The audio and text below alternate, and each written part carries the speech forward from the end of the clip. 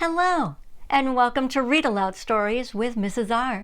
I'm Mrs. Rosenthal, but a lot of kids like to call me Mrs. R. Have you ever been lazy? Have you ever made a mess and not cleaned it up? In the book I'm about to read, the main character, Jamie O'Rourke, is the laziest man in all of Ireland. His friends come over and they all make a big mess. His friends leave and Jamie goes to sleep. In the middle of the night, a magical creature called a POOKA comes and cleans up the mess. Why does the POOKA help Jamie? The title of the book is Jamie O'Rourke and the POOKA.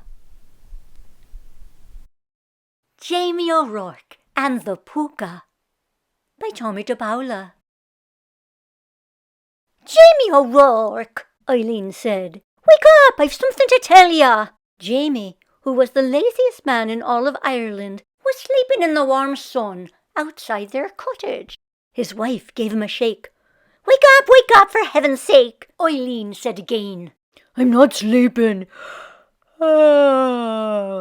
Jamie answered with a yawn. Sure, I was sitting here thinking. Now, Jamie, please listen, Eileen replied. Do you remember that I'm going to visit my sister Kathleen and her family to help with the new baby? Jamie let out a snore. Eileen poked him. What are you doing, woman? Can't you see I'm right in the middle of solving a great problem? Jamie answered. Well, now that all the fine thoughts I was having have clear flown out of me head, you might as well tell me what's going on. Eileen explained to Jamie, for the 40th time most likely, that she was off to Kathleen's and would be there for the better part of a week. Now, Eileen went on, I've cleaned the cottage from top to bottom. I've cooked all kinds of good things and put them in the larder. All you'll have to do is the washing up each night and give a quick swipe of the broom every now and then. Well, me darling, you're too good for the likes of me, Jamie said. But don't you be worrying, I'll take good care of everything, so you won't even know you've been away. Now give us a kiss and be off with you. Down the road went Eileen O'Rourke. All of this commotion has made me as tired as a farmer ploughing 5 fields, Jamie said to himself.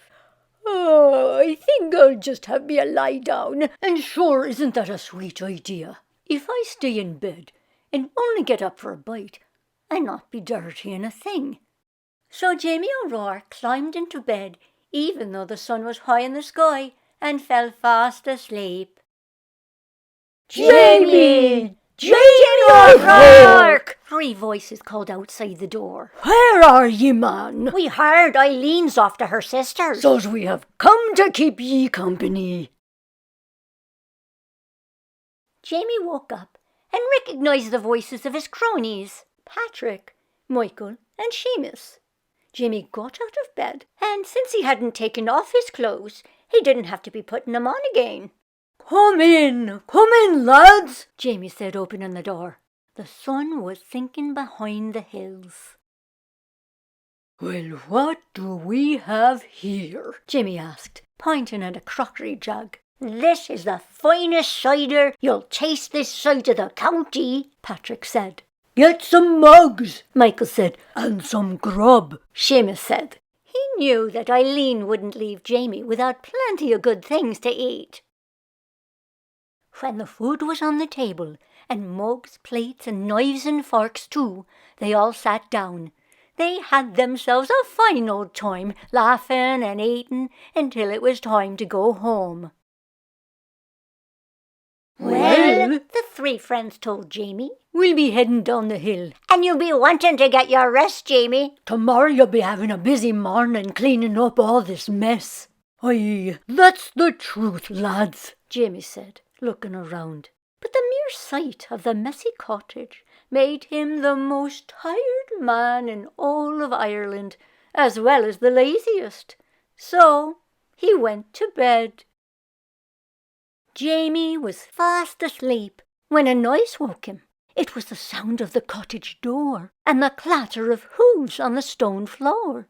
Jamie opened one eye and took a peek. And what a sight he saw! He couldn't tell if it was a man or a donkey standing there. Whatever it was, it had long ears and a tail. Saints preserve us, Jamie whispered. I may as well begin first as last, The creature, who was a POOKA, said out loud to himself. He stirred the fire, poured some water into a big pot, and put it on the fire. As soon as the water was hot, the POOKA washed the dishes, the mugs, and the cutlery. He put the leftovers in proper dishes and back into the larder. He swept the floor and gave the fire a good raking. Then the POOKA left the house with such a slam of the door, Jamie nearly fell out of bed. The next evening, when Patrick, Michael and Seamus came by with a fresh jug of cider, they were amazed to see the cottage as if Eileen had been there. How did all this happen? They asked. Well, me lads, Jamie replied, I got up with the birds and cleaned it all up just like any good husband would do when his darling wife is away. Patrick, Michael and Seamus looked at each other. They didn't really believe Jamie, but there it was. So the four friends had another grand time, just like the night before. When his friends had gone, leaving even more of a mess, Jamie climbed into bed, but instead of falling asleep, he waited under the covers. Sure enough, the door opened, and the POOKA was back, cleaning up everything fast and furiously. Oh, this is luck indeed, Jamie said to himself. Why, with this creature coming and cleaning up, I can have me cronies here every night. Every night, that is, until Eileen comes home. And that is what he did. Night after night, Jamie, Patrick, Michael and Seamus had a grand old time making a grand old mess. And every night the POOKA came in and set things to right. By the end of the week, Jamie was curious about this accommodating creature, so he decided to stay up and have a chat with him. He was a little scared when the POOKA came in and went right to the fire. But he took a deep breath, swallowed a mouthful of cider for courage, and spoke up. Now then, sir, if I'm not taking a liberty, might I be knowing who you are and why you are so kind as to do the cleaning up each night after me friends and myself? The POOKA turned and looked at Jamie. I'll tell ya, and you're welcome to it. A long time back, I was the laziest servant that ever was clothed and fed and did no work for it. When my time came for the other world, this is the punishment I was given for my lazy ways, to find a place each night to labour in. As I was wandering by the other night, I looked in the window of your cottage. As sure as can be, you needed my help. It's not so bad, for at least I'm out of the cold. But when I finish my work, the saints preserve us, that cold wind goes right through me bones. It wouldn't be so hard if I had me a nice warm coat. Well, well, Jamie thought. I can probably help the poor creature out. The next night, after his friends left, Jamie sat and waited for the POOKA. Eileen would be home tomorrow, but Jamie wasn't worried. He knew the POOKA would do an excellent job of cleaning up, especially when Jamie gave him the old coat he had pulled from the trunk.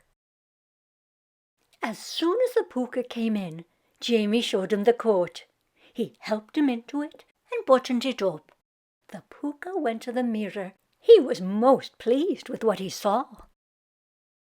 I am much obliged to you, Jamie O'Rourke. You have made me happy at last. Now I'll be saying good night to you. The POOKA turned to go. Wait, Jamie cried out. You're leaving too soon. What about the washing up and the sweeping? Ah, The POOKA said. now it's your turn. My punishment was only to loss until some kind creature like yourself liked the way I done my duty and rewarded me for it. Goodbye, and you'll see no more of me." The POOKA left, and there was Jamie with the mess. Or should we say Eileen? For when she arrived the next morning and looked around the cottage, she said, "Oh, Jamie O'Rourke, what do you have to say for yourself?" But Jamie said nothing. He was too busy thinking he shouldn't have been in such a hurry to reward that ungrateful POOKA. Do you think Jamie will turn into a POOKA one day? Well, if he doesn't stop being lazy, he might. So remember, clean up after you make a big mess. You don't want to be lazy like Jamie, or you could turn into a POOKA one day too. Meanwhile, thanks so much for watching Jamie O'Rourke and the POOKA at Read Aloud Stories with Mrs. R.